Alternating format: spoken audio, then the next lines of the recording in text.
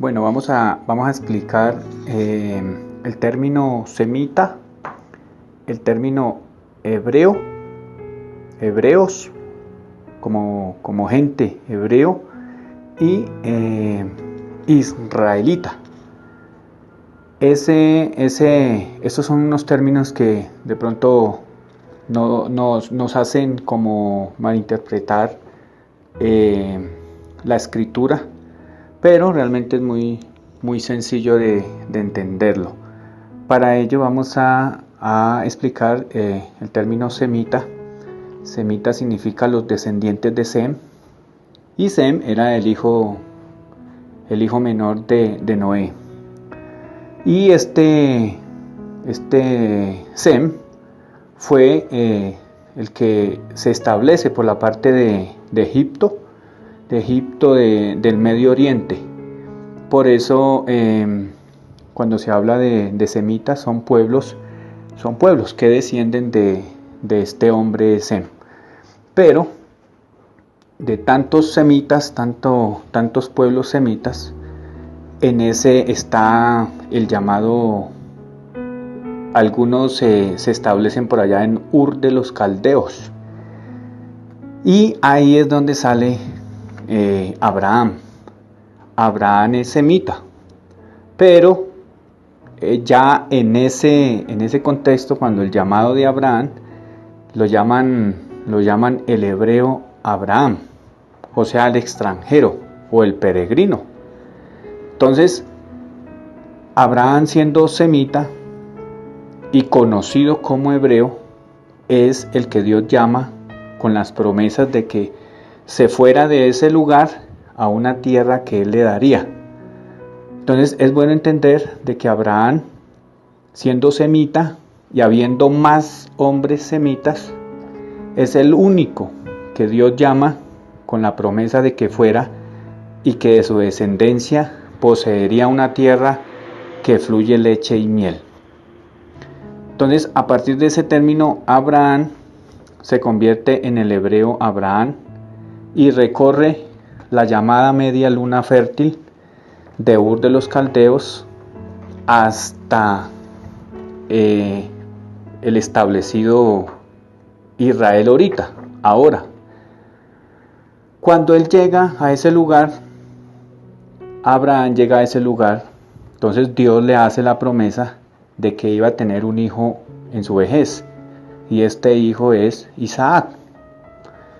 Recordemos que Isaac, pues Abraham tuvo dos hijos, Ismael e Isaac, pero la línea de la promesa iba en Isaac. Entonces Dios le promete que por medio de Isaac iba a ir la promesa del pueblo que él estaba escogiendo. Cuando Isaac tiene a Jacob y a Esaú, este Jacob cuenta la historia bíblica que él tuvo una lucha con un ángel, con el ángel del Señor, el ángel de Jehová. Tiene una lucha con él, y este ángel, que era Dios, le cambia el nombre por Israel. Entonces, esos llamados hebreos, como familia de Abraham, y siendo Jacob, ya no Jacob, sino Israel, ya Dios ve que no es una simple familia, sino que iba a tener que de esa descendencia de Israel, iba a tener una descendencia que era la que iba a poseer la tierra prometida. Por eso, cuando José, el hijo menor de Israel, lo venden sus hijos, se va para Egipto, los egipcios no reconocían a Israel, sino ellos reconocían a los hebreos, o sea, los descendientes de Abraham. Todos ellos se van hacia ese lugar, hacia Egipto, y están esclavecidos aproximadamente 400 años en ese lugar, donde los egipcios lo llamaban los hebreos. Cuando esos hebreos, descendientes de Abraham, salen de Egipto por mano de Moisés, y cuando ellos ya no salen como una familia, sino como una nación de Israel. Deja ir a mi pueblo Israel. Ya Dios reconoce que no eran los hebreos, como los llamaban los egipcios, sino que era ya una nación constituida por Dios como Israel. Cuando Moisés saca al pueblo de Israel, los lleva hasta el monte Sinaí, donde Dios les va a dar las promesas, le va a dar las promesas a ese pueblo de Israel por medio de Moisés. Ese pueblo, todo pueblo necesita unas leyes. Entonces Dios le establece a Moisés los 10 mandamientos para ese pueblo específico, ¿sí? El pueblo de Israel.